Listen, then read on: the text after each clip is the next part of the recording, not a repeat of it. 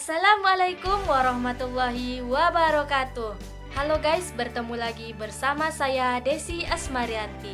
Kali ini kita akan membahas tentang bentuk perlawanan bangsa Indonesia terhadap kolonialisme. Selamat menyaksikan video ini.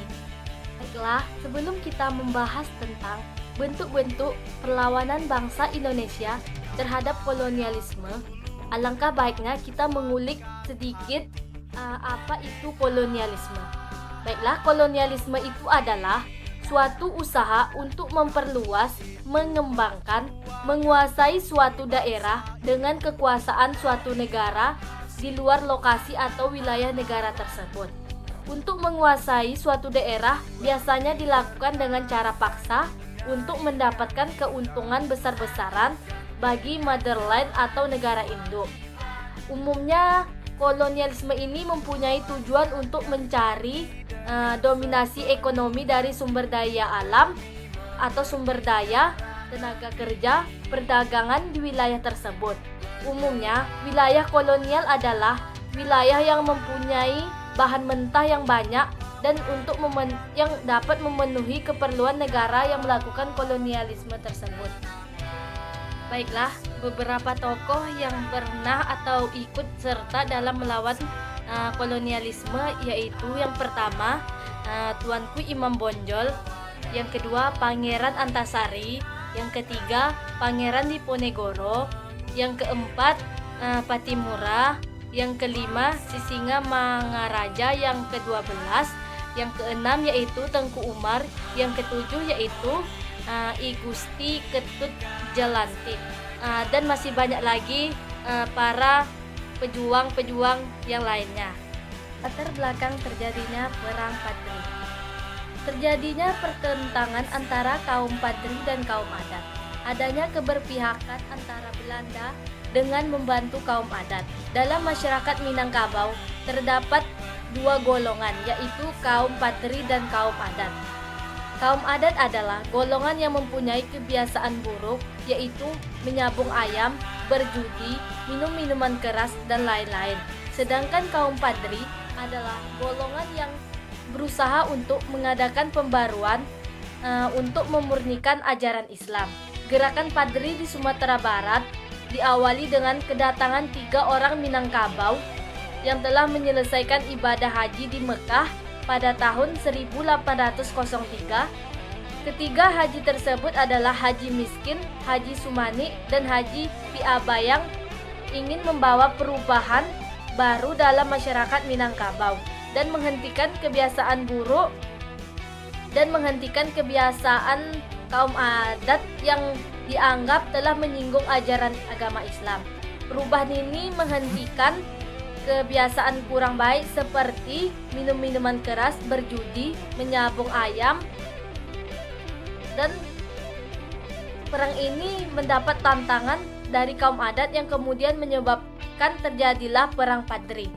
Sejarah Perang Padri. Perang Padri ini tidak jauh beda dengan Perang Saudara. Maksudnya di sini ialah perang saudara antar sesama penduduk Sumatera Barat. Diawali dengan timbulnya perbedaan pendapat antara kaum Padri dan kaum adat. Namun, pada tahun 1833, Perang Padri ini atau Perang Saudara ini berubah menjadi perang yang melawan penjajahan. Awal mulanya karena kaum adat yang terdesak malah memohon bantuan kepada Belanda di tahun 1821. Sayangnya, keterlibatan Belanda membuat keadaan semakin kacau dan ruwet. Belanda malah terlalu mencampuri kaum adat. Daripada menghadapi dua musuh yang sama, yaitu kaum Padri dan kaum Belanda, kaum adat mulai melawan Belanda dan bergabung dengan kaum Padri. Akhirnya, etnis Minang dan Mandailing bersatu untuk mengalahkan penjajahan Belanda bersama-sama. Perang Padri adalah peperangan melawan penjajahan yang mengorbankan banyak hal. Selanjutnya yaitu penyebab Perang Padri.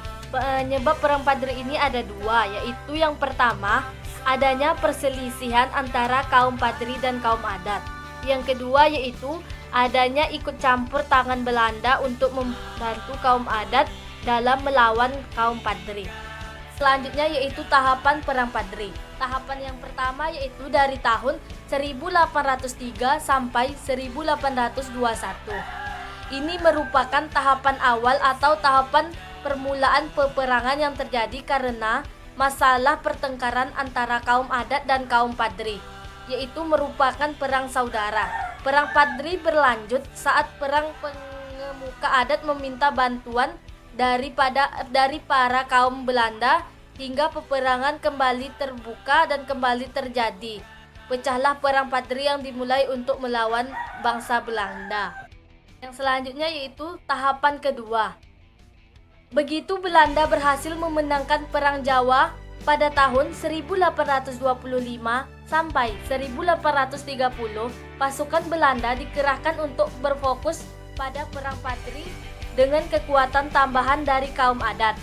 Pada tahun 1832, tentara kolonial mengalahkan Imam Bonjol dan mengadukan Sumatera Barat ke dalam kolonialnya. Pada masa ini juga terjadi gencatan senjata karena pecahnya Perang Diponegoro yang melibatkan konflik besar di seluruh Jawa. Belanda melakukan mediasi dengan kaum Padri untuk berdamai melalui perjanjian Masang pada tanggal 15 November 1825. Hal ini dimaklumi karena saat bersamaan pemerintahan Hindia Belanda juga kehabisan dana dalam menghadapi peperangan lain di Eropa dan Jawa seperti Perang Diponegoro. Nah, yang terakhir yaitu akhir Perang Padri atau tahapan yang ketiga, yaitu pada tahun 1832 sampai 1838. Periode ini merupakan perang puncak dari Perang Padri. Perang Padri antara kaum Padri dan kaum Adat mulai berdamai dan melawan Belanda secara bersama-sama. Perang Padri ini dipimpin oleh Tuanku Imam Bonjol. Pada tahun 1831, semua rakyat Minangkabau dan kaum Padri melakukan penyerangan terhadap pasukan Belanda dan menjadi salah satu perang semesta yang melegenda. Tuanku Imam Bonjol melakukan pengungsian dari Bonjol ke Marapak dikarenakan pada tanggal 16 Agustus di tahun 1837 Bonjol berhasil dikuasai keseluruhannya oleh pemerintahan Belanda. Dan ternyata Perang Padri ini berakhir dengan penangkapan Tuanku Imam Bonjol. Tuanku Imam Bonjol kemudian diasingkan ke Cianjur pada tahun 1889 dan dipindahkan ke Ambon. Akhir yang buruk untuk semua etnis Minangkabau. Tuanku Imam Bonjol berhasil ditangkap Belanda dan Belanda berhasil menguasai Benteng Bonjol pada tahun 1837. Namun, perang ini masih terus berlanjut hingga pertahanan terakhir, yaitu kaum Padri di Rokan Hulu yang dikalahkan Belanda pada tahun 1838, tepatnya yaitu pada tanggal 28 Desember. Pada waktu itu Tuanku Tambusai yang menjadi pemimpin di Rokan Hulu terpaksa mundur dan pindah ke Negeri Sembilan yang terletak di Semenanjung Malaya. Semua perlawanan rakyat Minangkabau berhasil ditumpas oleh Belanda.